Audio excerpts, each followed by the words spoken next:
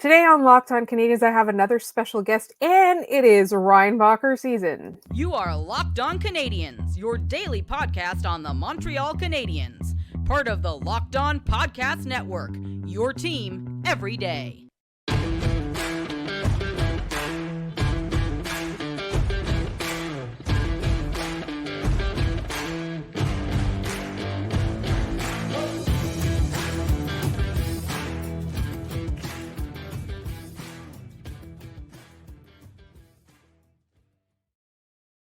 Hi there, everyone, and welcome to episode 1033. As you know, we are part of the Locked On Podcast Network, where you get your team every single day, and we are free and available wherever you get your podcasts, as well as on YouTube. Today's episode is brought to you by Sleeper.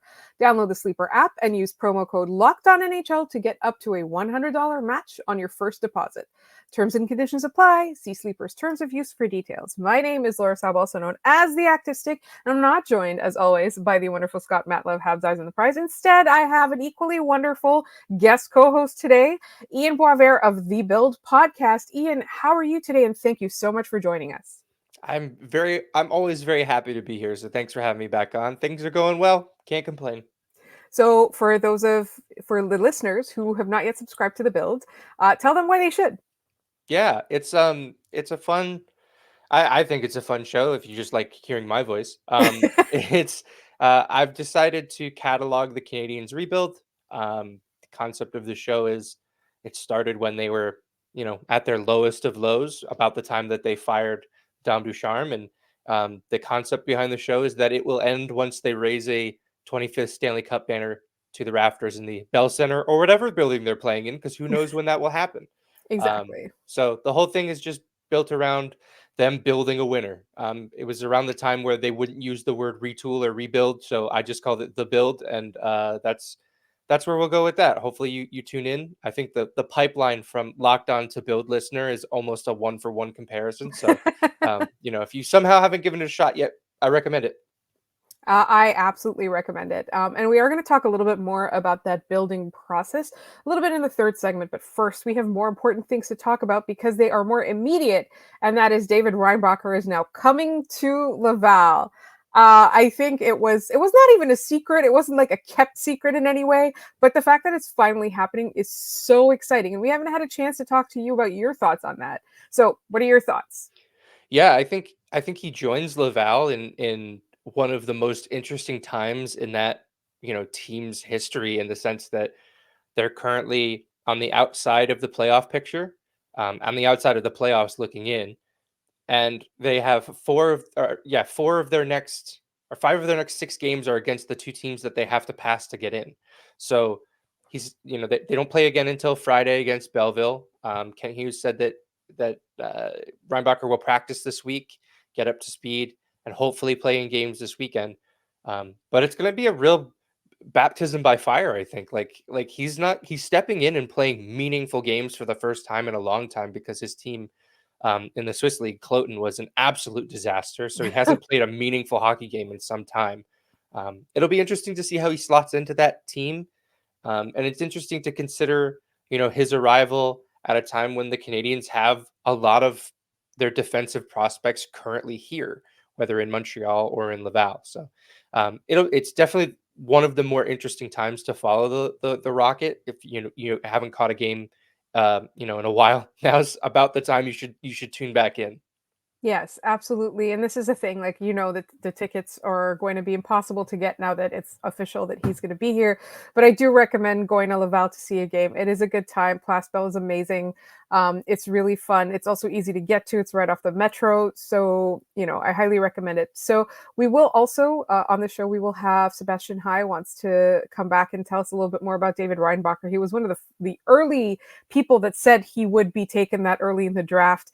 And so I want to ask you, Ian, because I think a lot of last year's draft was kind of caught up in who they didn't pick as Mhm. opposed to who they did pick. Has your opinion of David Reinbacher changed over time? I don't know. I think the whole thing about drafting Reinbacher when they did wasn't so much that I don't even necessarily think it was a reach. It did seem like he was picked. If he didn't go 5, he was gonna go 6. Like he Right. was he was the next up guy on a lot of the boards that were out there. We got caught up in the Matt Michkov of it all.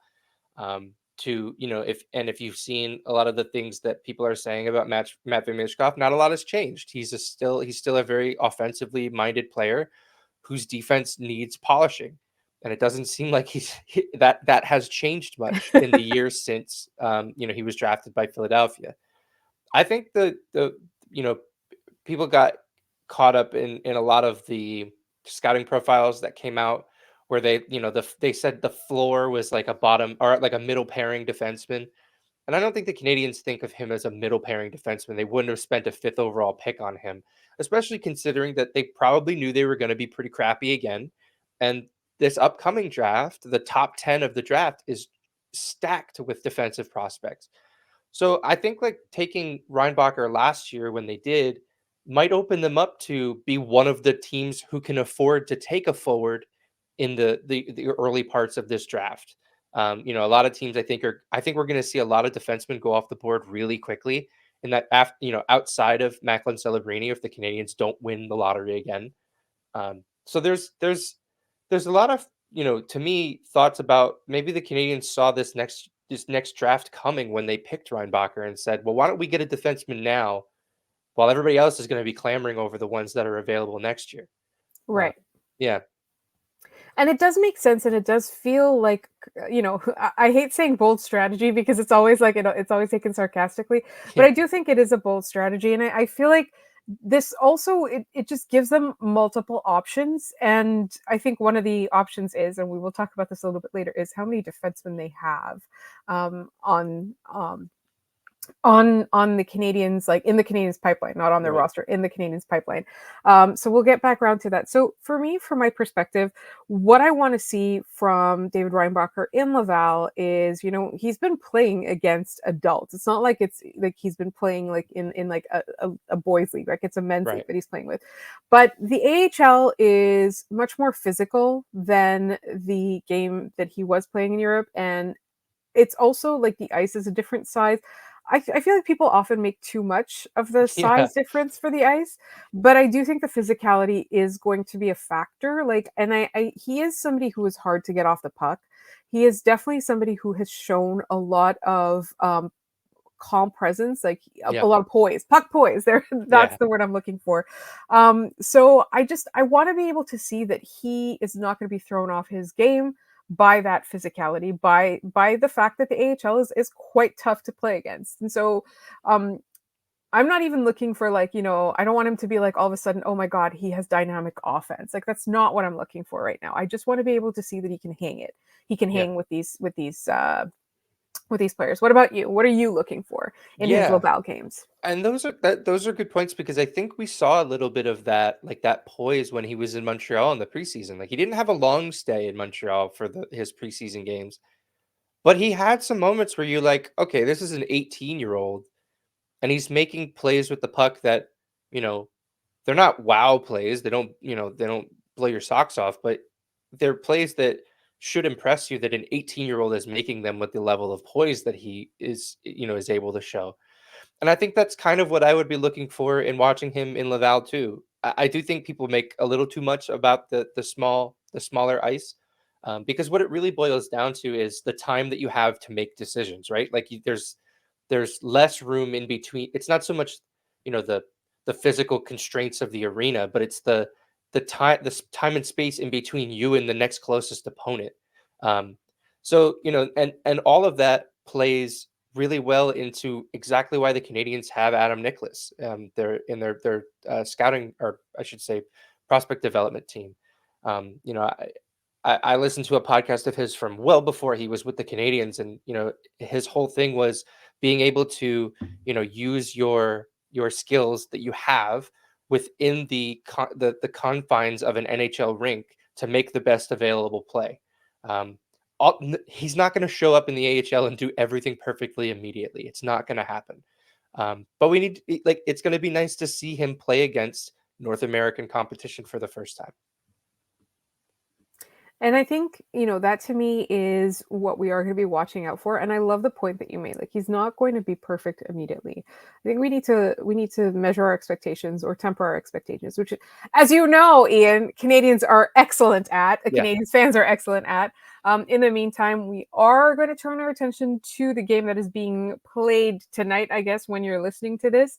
And that's coming up in just one moment here on Locked On Canadians.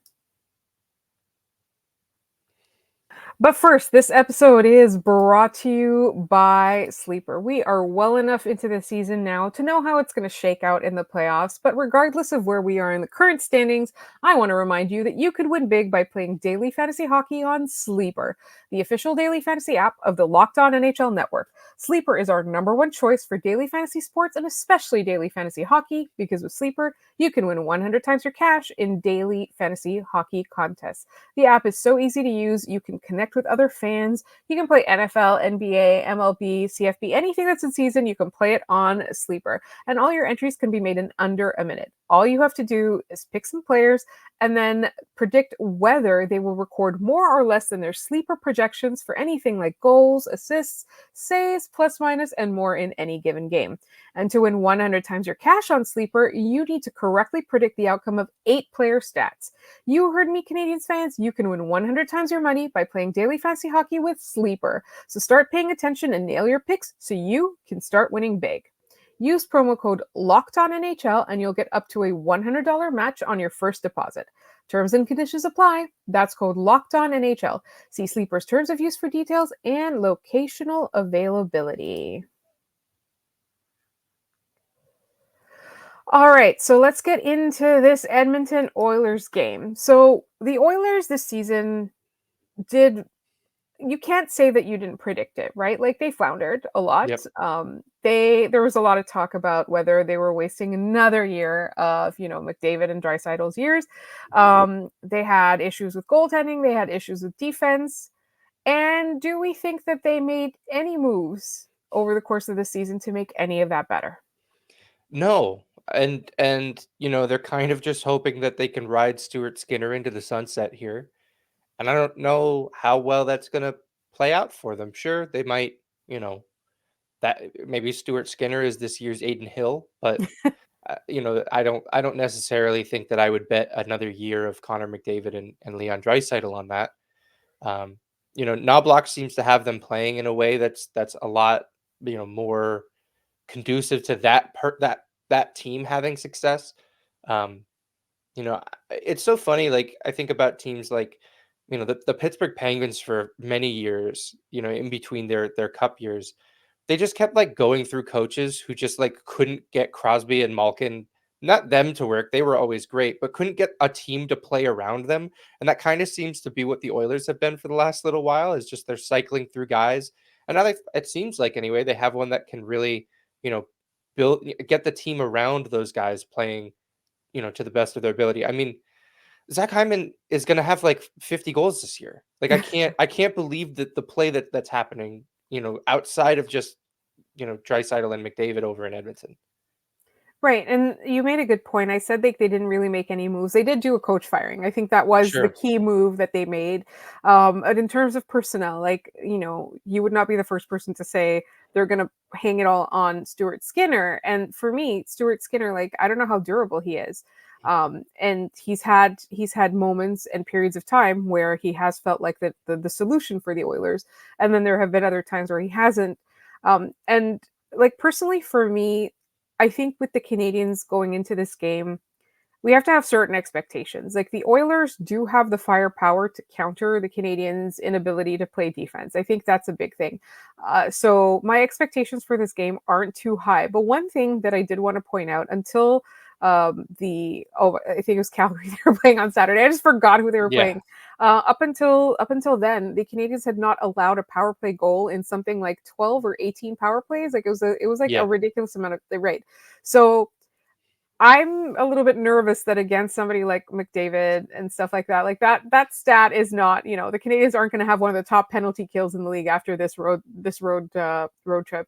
But another thing that I want them to be careful about is for some reason and it might be anecdata, I don't know. It just feels like they are so undisciplined against the Oilers. Yeah. And it just It, it's not a good way to get a rhythm in a game against a team that is arguably it's a good team. It's got flaws, and the yeah. problem is there are flaws. But I don't know. What about you? What are your thoughts? Yeah, and it's a team that you absolutely cannot take penalties against. And it's funny in that Calgary game. I think the first penalty of the game was on Caden Gooley, and my first thought was, "Oh, they're definitely getting scored on this because Caden Gooley's going to be in the box," and they got scored on the first power play in that game. It Right, happened. I think it was at the maybe it was at the Devils game that I was at. The Canadians were down in New Jersey, and Nick Suzuki took a penalty, and I went, "There's no way they kill this." Like because that's like their penalty killing isn't good, and if you take away their better players on it, they're cooked. So right, like if Nick Suzuki takes a penalty against Edmonton, you take it to the bank. They're scoring on that. Like right. it's the reality of it, and he's going to be playing against their better players.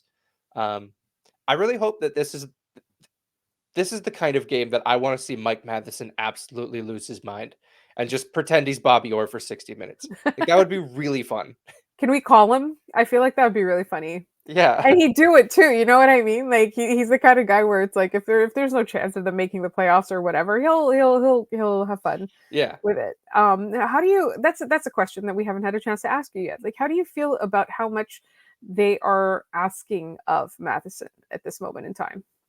I think I don't know that it's incredibly controversial to say that it's too much. Um, I think there's a bunch of things at play here. First of all, you know, on his pairing, he's playing with Caden Gooley, and they're playing Caden Gooley on his off wing, on his offside. So on top of that, you have Matheson who loves to go end to end and skate the puck, and then you've got Gooley back on defense playing the wrong side. Um, Right. I just don't know that. Like I think about the way that this team has constructed their current defense, and I don't know that it makes a ton of sense because you've got Gooley on his wrong side playing with kind of a loose cannon in Mike Matheson. Like that's really like he's difficult to play around because you never know what he's going to do. Um, and then you've got a pairing of Xhekaj and Savard, which seems to be their shell pairing. Like just sit in front of the net, try to David Savard will lay down to block a shot 20 minutes before it comes. Um, so like, and then you have a third pairing. I think that the last game was a Struble and Harris, and they're Yes. cool. They're good, but they're green. So it's just Yeah.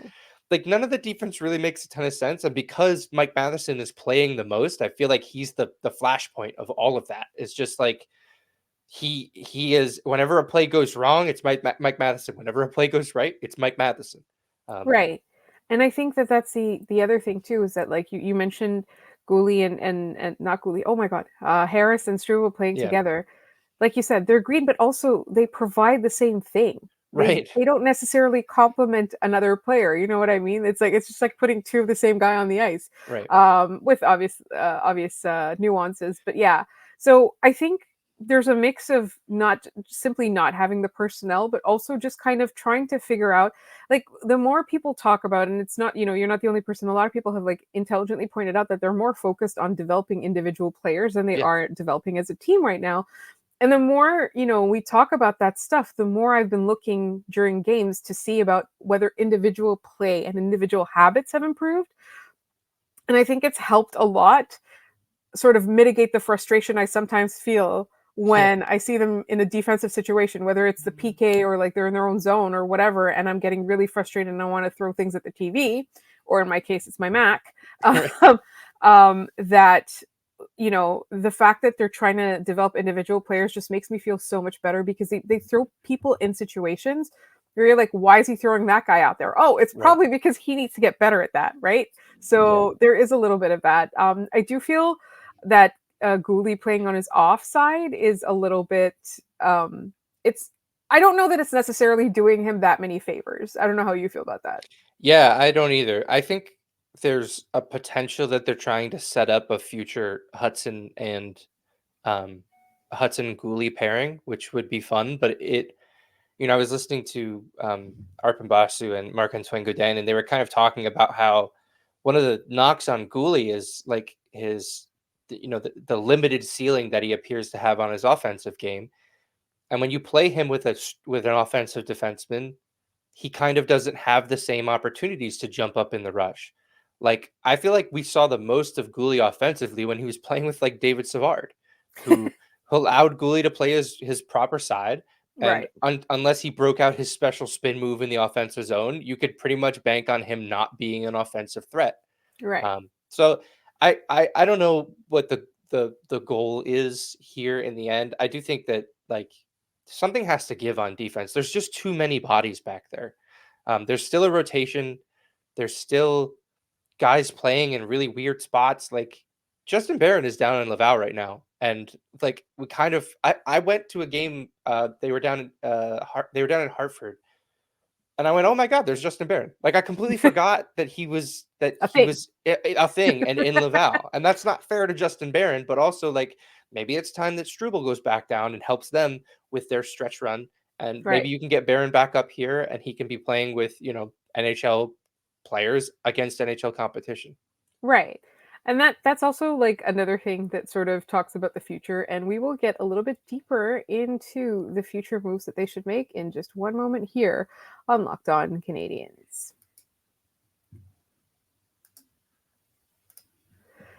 Did you know that even if you have a 401k for retirement, you can still have an IRA? Robinhood has the only IRA that gives you a 3% boost on every dollar you contribute when you subscribe to Robinhood Gold. But get this, now through April 30th, Robinhood is even boosting every single dollar you transfer in from other retirement accounts with a 3% match. That's right, no cap on the 3% match. Robinhood Gold gets you the most for your retirement thanks to their IRA with a 3% match. This offer is good through April 30th. Get started at robinhood.com/boost. Subscription fees apply. And now for some legal info. Claim as of Q1 2024, validated by Radius Global Market Research. Investing involves risk, including loss. Limitations apply to IRAs and 401ks. 3% match requires Robinhood Gold for 1 year from the date of the first 3% match. Must keep Robinhood IRA for 5 years. The 3% matching on transfers is subject to specific terms and conditions.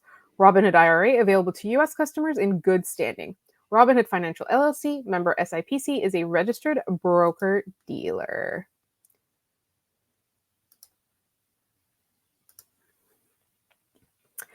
All right, so looking to the future, we talked a little bit about like how they're, kind of developing and how they should be giving more opportunities.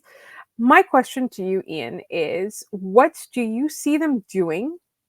Let's say draft weekend or whenever it is, the draft. It's a weekend again, right? Please I say it's a hope weekend so. again. Yeah. The middle of the week was driving me crazy. Yeah. So what do you think the Canadians' moves are? And I'm talking specifically not about who they pick, but what other things they do. Like, are there trades they do? Do they try to stockpile stuff? Do they try to just, cause some problems? What do you think? I think Kent Hughes has kind of made it very obvious that he likes to do the business that he does at the draft. Kirby Dach trade happened at the draft. The Alex Newhook trade, while it wasn't on the draft floor, I think it was the day of or the day before the draft when they were all, all the GMs were hanging out. So I wouldn't be surprised if he takes another swing on a player. I mentioned it, I think, on the live show that we did not too long ago, where you know Ken Hughes has traded for a few first round picks at this point, and he's only taken a player with one of those. That being the first round pick that they acquired for Tyler Toffoli. They picked Philip Machar. The other ones that the drafts either haven't come yet or they traded them. So it'll be interesting to see what they end up doing. I think if not draft weekend, then after July 1st, I think David Savard probably finds a new home.